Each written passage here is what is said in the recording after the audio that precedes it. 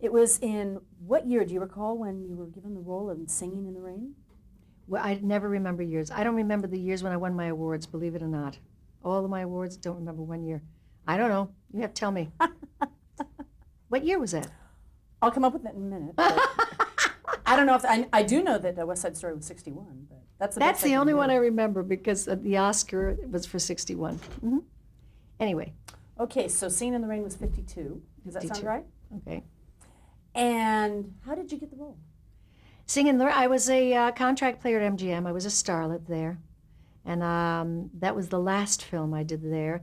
And Gene wanted me in the movie. Gene Kelly. Yes, yes, excuse me. I seemed to fit the role for him. It was the role of Zelda Zander. And for those people who say, who was Zelda Zander? I had about 4 scenes. She's the one who gives away the secret. The fact that Debbie Reynolds is horrors singing for Gene Hagen. So I had 3 scenes prior to that nasty one. And he put me in a red wig. It never occurred to him to say, no, she's too Latina, or her name is Latina. He just thought I'd be fine for it. And he taught me a little flapper step to do at the post-premiere party scene. And Gene Kelly gave me some choreography, dancing cheek to cheek with somebody and doing a tango. And it was an amazing experience. What a thrill, what a privilege. And then many years later to have him come to me and say, God, you were great in West Side Story. I just about dropped my teeth. To have someone like that, I don't think of myself, for reasons that are a mystery even to me, but I don't think of myself as someone who is ever admired by great people. I don't. Fred Astaire once said to me, I love your work, and I just said, you do? And then I sat down next to him and I said, so tell me, in what ways do you think I'm wonderful? I mean, just please, in every way you can, tell me, because it's past my imagining. So you did a non-ethnic role for Singing in the Rain, but then it was right back into Oh, it was the right back. ethnic It was roles. right back to the ethnic stuff. There were people like Gene Kelly around. I seem to call that the theater sensibility or the New York sensibility, where there were people here and there. Later on, it would be people like Alan Alda and Martin Bregman, who produced the Four Seasons. Alan, with whom I did a play called The Owl and the Pussycat in a non-Hispanic role, who wanted me to play that role in the Four Seasons, the movie we made together. And there are people like that here and there, but even to this day, it's still difficult. It's still difficult. The one role I was leading up to was the role in The King and I. Mm-hmm. It wasn't even a Hispanic role. That wasn't Hispanic, but it was another dark-skinned, dusky-skinned beauty. In fact, I remember I was a contract player at Fox, and so was France Nguyen. Beautiful, beautiful girl who was part Vietnamese and part French, who would really have been, it would seem to me, more right physically for it. And she was just breathtaking. And in fact, I thought she would get it. But maybe it's because she didn't have any kind of a musical background, because I know she screen tested for it.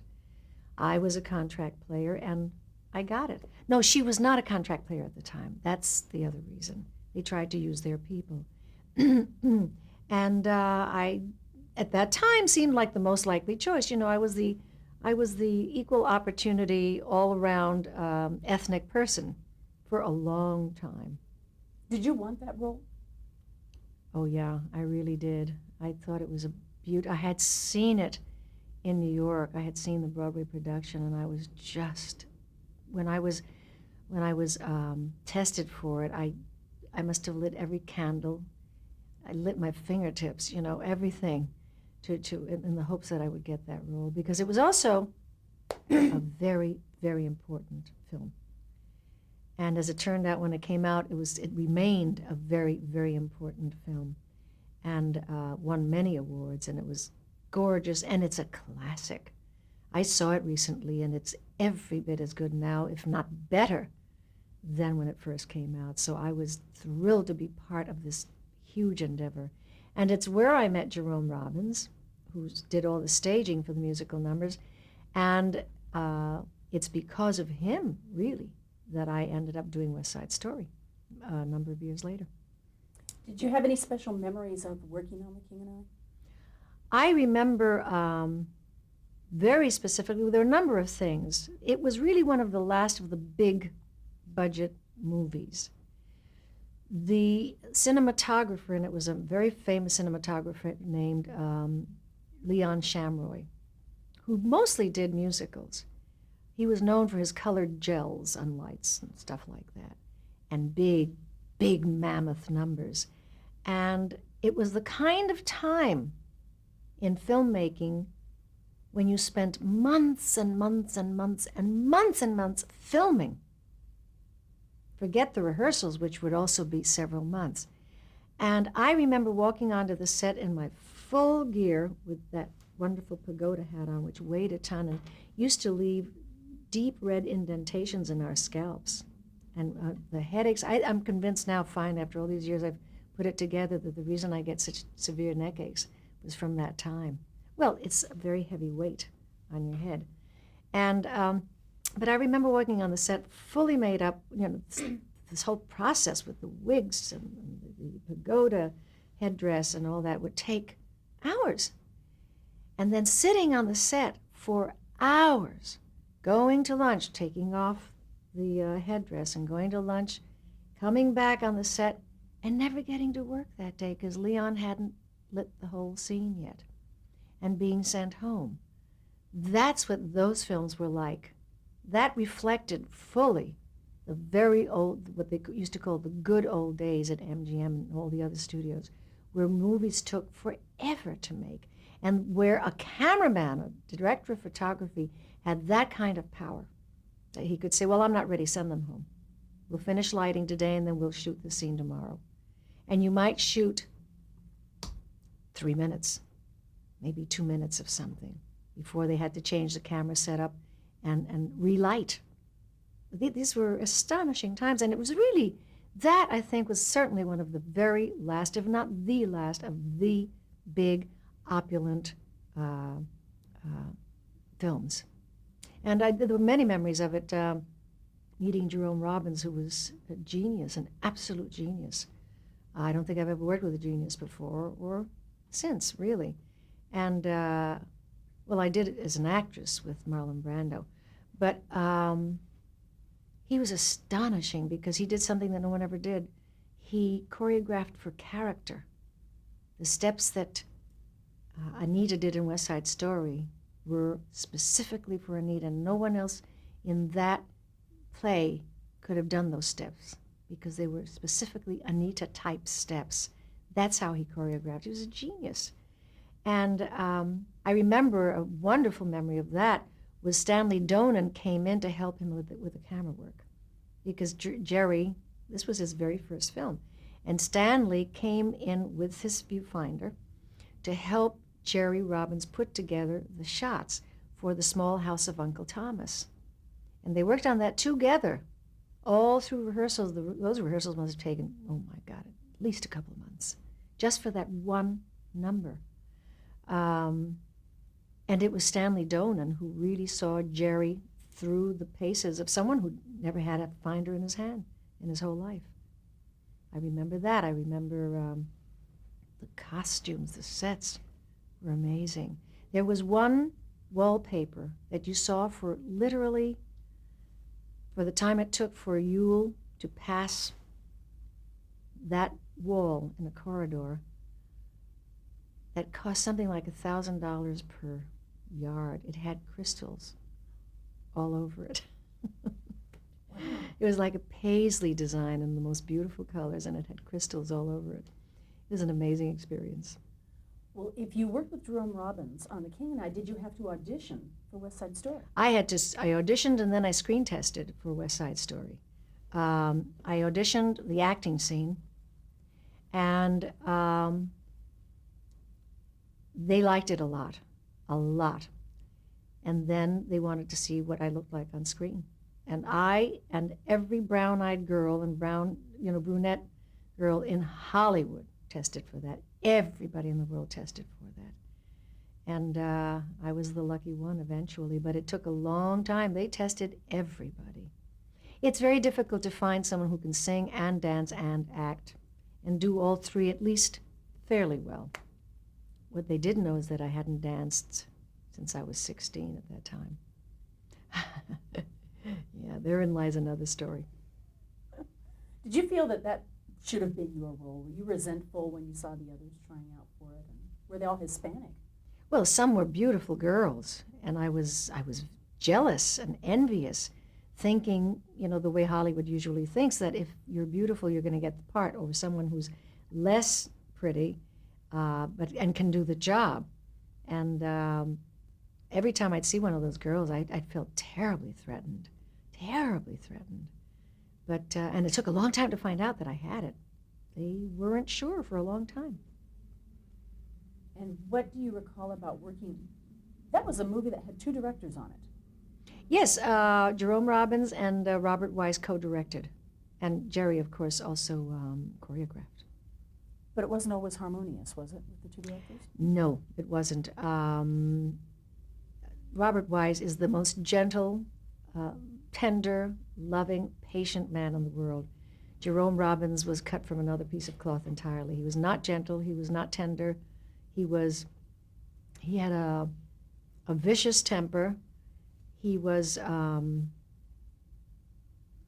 extremely hard on the people he worked with. He was really hard. He could smell a victim a mile away. And he really could, as only sadistic people can be. But I would drop anything right now to work with him again. Well, he was like nobody else in the world. And when you pleased him, you felt so on top of the world. It was very hard to please him.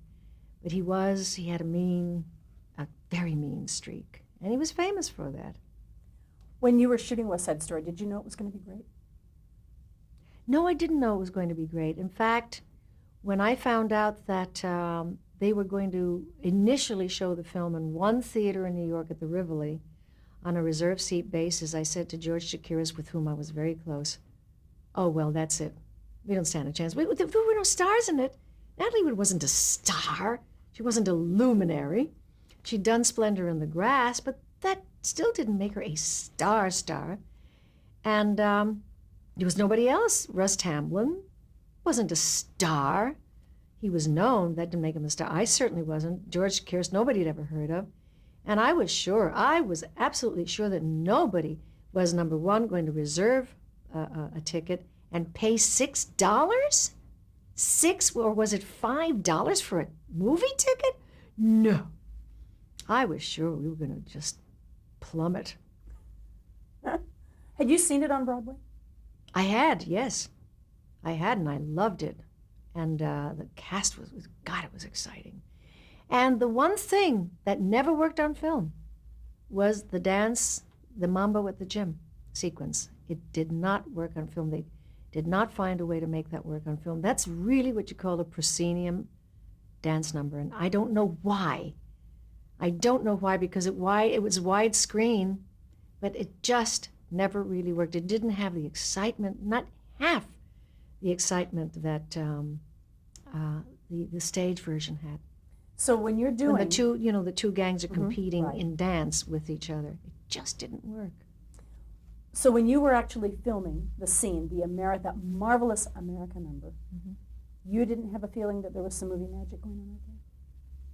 Yes, I felt there was movie magic, but I didn't think that it didn't necessarily mean that the movie was going to be. You asked me if I thought the film was going to become a great film. I felt it was going to be a great film. I didn't think it was necessarily going to work. It was so different. I mean, think of it now.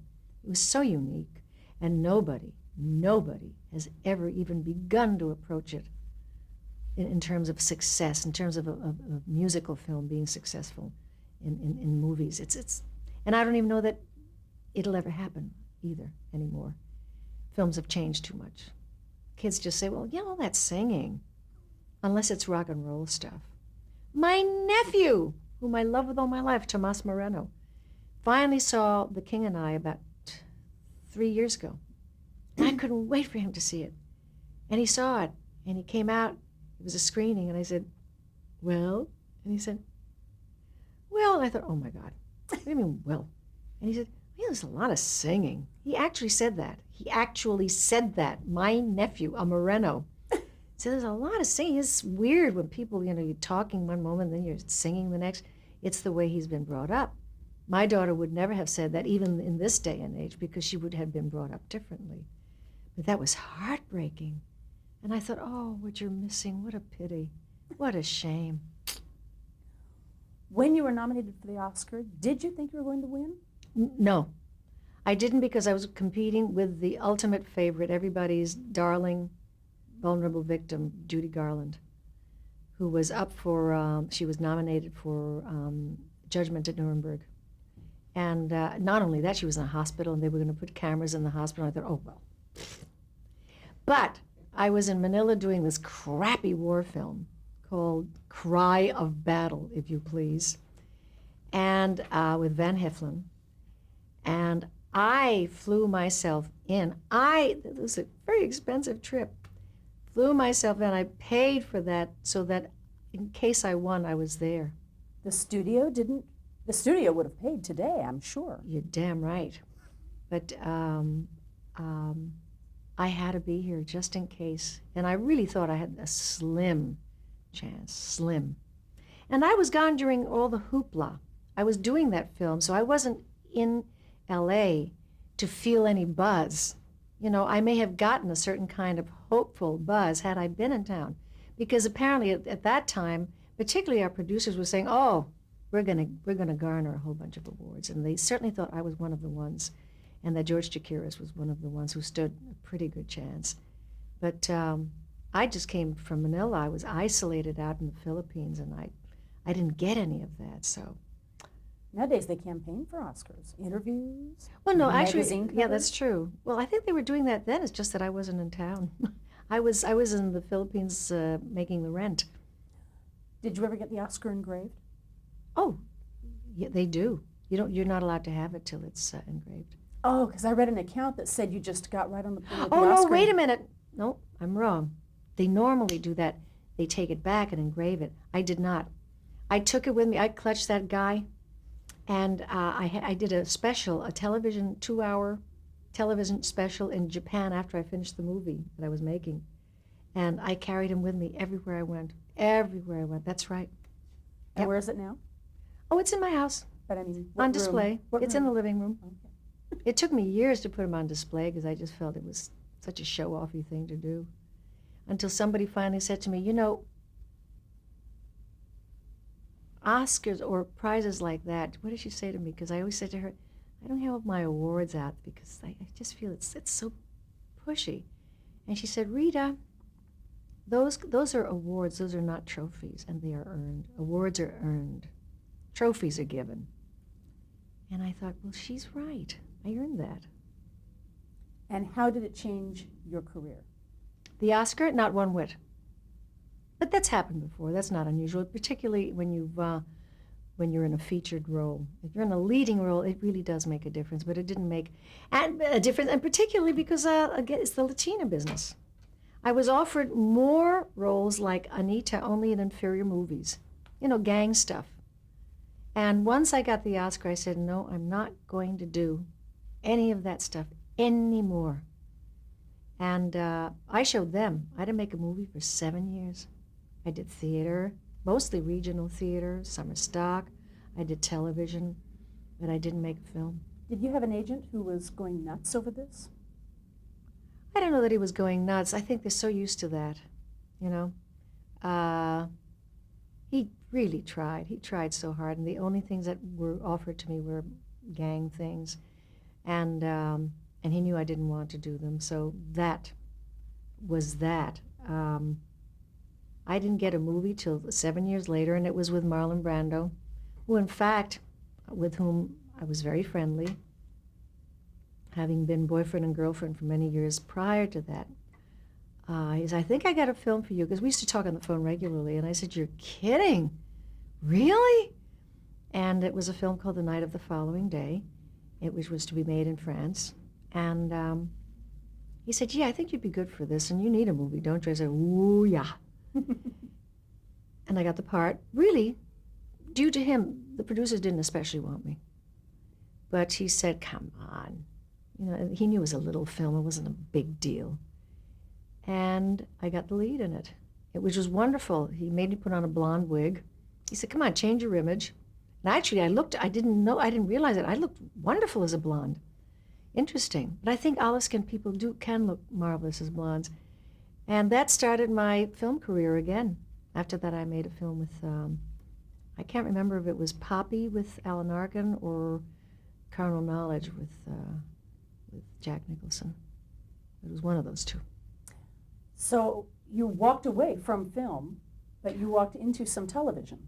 I did. I did more television. More, the same thing, The Run for Your Lives, all of those things, those series things where you were a guest actress on a whole bunch of stuff.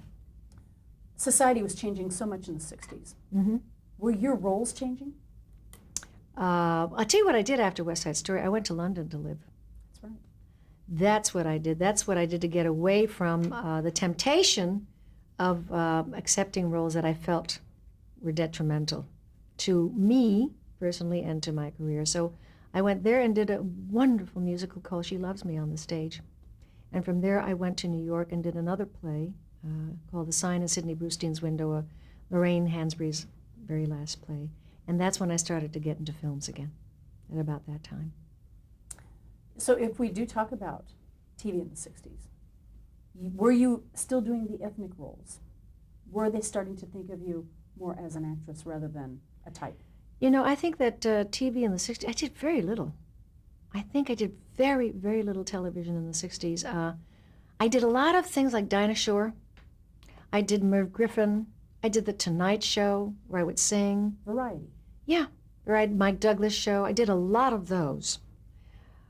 I did game shows.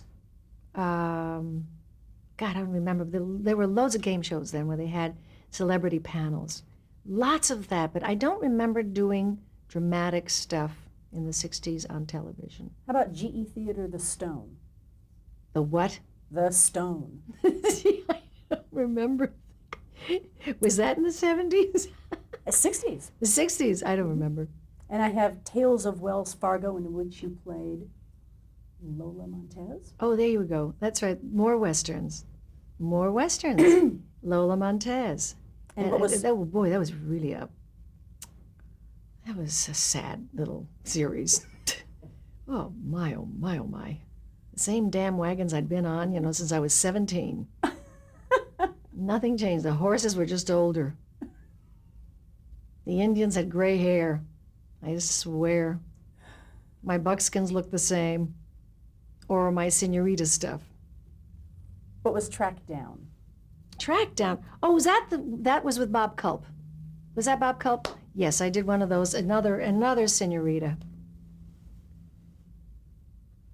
What about Zane Grey Theater, The Last Raid, directed by John English with Fernando Lamas? I don't remember that at all. Again, these were jobs. You accepted them for several reasons, particularly if you were Latina. Remember, I was like the only one around because the Latino men always had the gold teeth and were villains. Truly. And there were almost no Latina women. None. I was the one. You did it for two reasons. One, in order to be seen now and then, because it's certainly true that if you're not seen, you are forgotten. And you always hoped that despite the stereotypical role, you could somehow still show that you had ability as an actress. And number three, you had to eat. You had to pay the rent. So they were jobs. It's like someone saying, well, I do secretarial day work while I'm doing, while I'm studying or wanting or trying to do what I really love to do. Same thing. It just happens to be or look a lot more glamorous. It really, for me, it wasn't. There was no glamour at all. Do you recall what Playhouse 90 was about, Alas, Babylon? Gee, Alas, Babylon. Dana Andrews, Don Murray, Kim Hunter, Barbara Rush, and Burt Reynolds. No. Isn't that amazing? I remember the title. And Burt was in it? Yes. He's my pal. I got to talk about that. I got to talk to Bert. That's amazing. That's quite a cast. I know I did one of those shows also with Dina Merrill, and I think I did one of those shows with Cliff Robertson. There were a lot of, well-known people where I did kind of featured roles on those shows. Playhouse 90, don't remember. But I remember the title. And you went on to work with Burt Reynolds and B.L. Stryker after that. Yeah, oh, the most fun. I had so much fun doing that. Did that come out of the Playhouse 90, do you think? I don't know. I know this, that Burt Reynolds really, really appreciates actors. He loves and respects and admires actors. If I were to play his ex-wife, which is what I did in B.L. Stryker, it's because he wanted me there. He obviously thought that I was a wonderful actress and probably had always wanted to work with me, for all I know, because that's how he always ends up with certain actors in his shows. And it was just marvelous for me. She wasn't the stereotypical Hispanic. She wasn't Hispanic at all. She was really a rather arrogant, very funny character who plays his ex-wife, who goes around saying things like, "Do you know who I am? You can't treat me this way," and makes him crazy. She just makes him. She drives drives him wild. And so there was a marvelous chemistry between the two of us. Just lovely, lovely tension and comedy. And the pleasure of working with Bert in this show is that we improvised all the scenes I did, because somehow the dialogue never seemed right enough. So I'd say, "Do you mind if I say this?" And he'd say, "No, do you mind if I say that? And you mind if I say that instead?" And it would still be the same scene, but it would be more or less in my words or what I felt were the character's words. And that's how the scenes always turned out so funny. And just 2 weeks ago, I met Liza Minnelli, who embraced me and carried on about an episode she had seen me do in B.L. Stryker. And she said, "If you can ever get a copy of that, I want it." She said, "I'm on the road so much, and one night, between shows or something," she said, "I tuned in, and there you were on B.L. Stryker." And she said, you did a scene that she said was pure genius."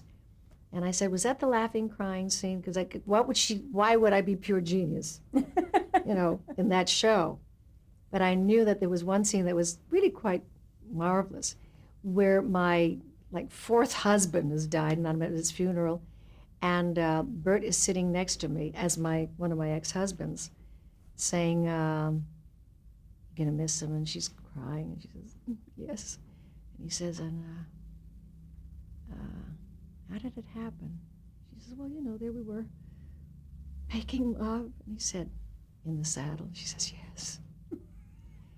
And I had one other line, and then I start to laugh and cry, and I have this cackle. Anyway, I can't really duplicate it because that took an enormous amount of energy to do that. And I remember Bert saying after the first rehearsal of the scene, he says, "Okay, we're not going to rehearse this anymore." And he said, "Crew, cast, do not look at her. I don't want anybody laughing and ruining this because she can only do this so many times." Because I was really crying. And we did it twice.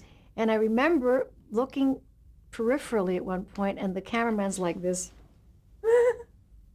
And some people had their faces on the floor, the crew. It was funny. It was very, very funny. And I don't know where that came from, where I was able to do that. But it really was very funny. And but how wonderful, all these years later, to have Liza Minnelli, whose work I adore and admire, say that to me.